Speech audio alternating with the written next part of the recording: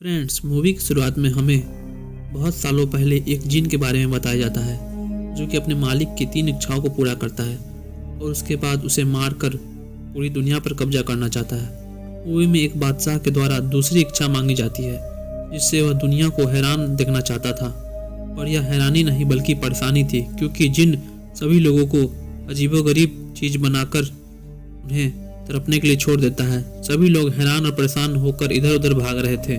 तभी जिन बादशाह को तीसरी इच्छा मांगने को कहता है, पर बादशाह का सेनापति उसे रोकता है।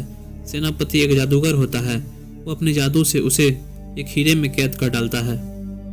अब सीन शिफ्ट होता है आज के समय में, जहां एक पोर्ट पर एक बॉक्स उतारा जाता है, पर वह बॉक्स गलती से एक आदमी के ऊपर गिर जाता है।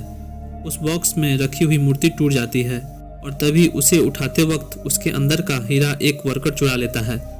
अगले सीन में वह हीरा एक आदमी लेकर जौहरी के पास जाता है, पर हीरे का सही दाम नहीं मालूम होने की वजह से वह उसे बाद में बुलाता है और किसी को दिखाने के लिए हीरा रख लेता है।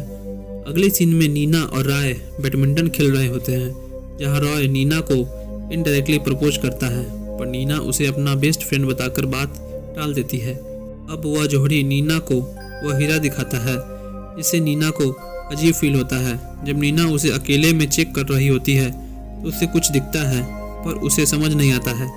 नीना उसे फूंकती है और घिसती है, जिससे कि उसके अंदर का जिन जाग जाता है और नीना से बात करता है, पर नीना को कुछ समझ नहीं आता है। तो वह हीरा को लेकर रॉय के पास जाती है, जो कि एक केमिस्ट होता है, और उसे हीरा चेक करने को कहती है, पर वह उसे बाद में चेक करने के लिए रख लेता है। वहीं बाद में रॉय जब हीरे को मशीन में डालकर चेक कर रहा होता है कि वह हीरा टूट जाता है और उसके अंदर से वह जिन बाहर आता है। अभी जिन छोटा तथा अविकसित होता है। वहीं हीरे के धमाके से रॉय घायल पड़ा होता है। तब जिन उसे पूछता है, क्या तुम इस दर्द से आज़ादी पाना चाहते हो?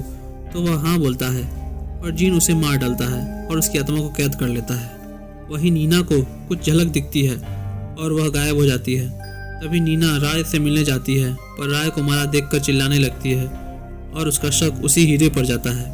वहीं अगली सीन में एक दुकानदार एक भिखारी को अपनी दुकान के सामने से भगा देता है, जिससे भिखारी उसे गाली देते हुए आगे बढ़ता है, जिससे वह जिन पूछता है कि क्या तुम सच में उसे मरना देखना चाहते हो? तो वह हाँ बोलता है, और तभी भिखारी देखता है कि दुकानदार धीरे धीरे मर जाता है।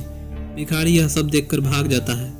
अब अगली सीन में नीना खुद को रॉय की मौत का जिम्मेवार मान रही होती है, जिस पर उसकी बहन उसे समझाती है कि तुम्हारी कोई गलती नहीं है। अब हर वक्त नीना को कुछ न कुछ दिखता रहता था और वह जिन उसे कुछ न कुछ बोलता रहता था। नीना अगले सुबह हीरा बेचने वाले वर्कर के पास पहुंचती है और पूछती है कि उसे कहां से लाई है। तब वह उसे एक मूर्ति से मिलने की बात बताता है, जो एक दिन पहले एक व्यक्ति पर गिरने से टूट गई थी। तब नीना उस मूर्तिकार के पास जाती है, जिसका नाम बर्मन था, और मूर्ति के बारे में पूछती है। तब बर्मन उसे बताता है कि वह मूर्ति एक शापित देवता का था, जिसे पूजा नहीं जाता था। वहीं वह जिन एक हॉस्पिटल में जाकर एक लाश के चेहरे से उसका चेहरा निकालकर खुद के चेहरे पर लगाता है और अपना रूप बदल लेता है।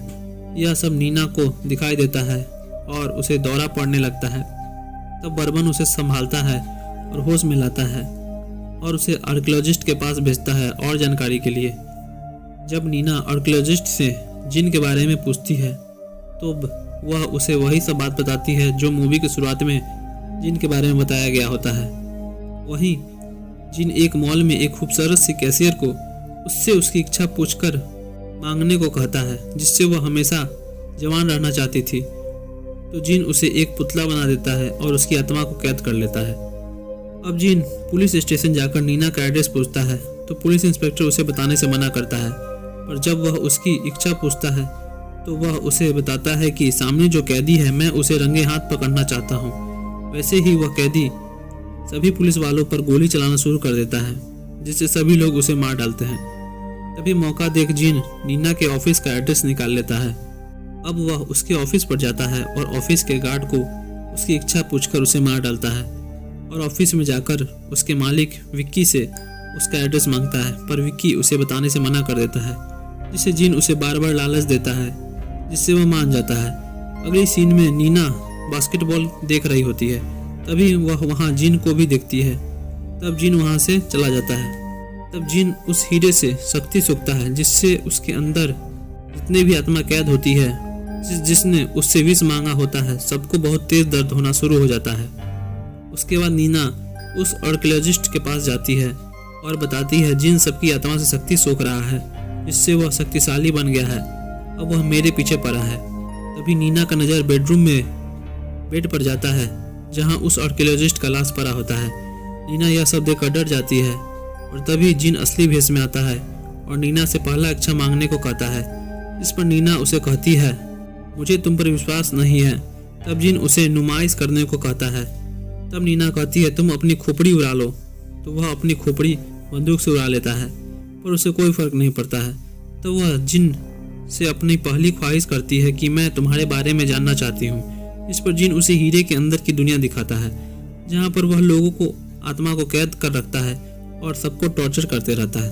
तब वह नीना पर अजीब गरीब जानवर को छोड़ देता है, जिस पर नीना डर कर इधर से उधर भागती है और आखिरी में रास्ता बंद होने की वजह से वह रुक जाती है। जिस पर जिन नीना से दूसरी ख्वाहिश में बाहर जाने की इच्छा मांगने को कहता है और नीना बाहर जाने के लिए मांगती है और अपने घर पहुंच जाती है।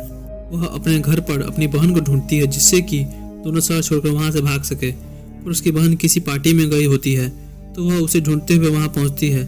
तब वहां जिन भी पहुंच जाता है और गार्ड से उसकी इच्छा पूछकर उसे मार डालता है। तभी नीना पार्टी में अपनी बहन को ढूंढती है और उसे वहां से चलने को कहती है, और उसकी बहन उसकी बात नहीं मानती है। तभी जिन बड़ी चालाकी से जिसकी पार्टी होती है उसे उसकी इच्छा में इस पार्टी को ऐसा बनवाने को कहता है कि लोग जन्मों जन्म तक इस पार्टी को याद रखें। और जैसे ही उस व्यक्ति ने हाँ बोला होता है, वैसे ही पार्टी में अजीबोगरीब चीज होना शुरू हो जाता है। लोग मरने लगते हैं और वहाँ अजीब किस्म के जानवर आ जाते हैं। तभी नीना पर वहाँ पर रखे हुए मूर्ति सब हमला करने लगते हैं। तभी वहाँ कुछ लोग उसे बचाने आते हैं, पर सभी मूर्ति उसे मिलकर मार डालते हैं। तब नीना एक कमरे में घिर जाती है।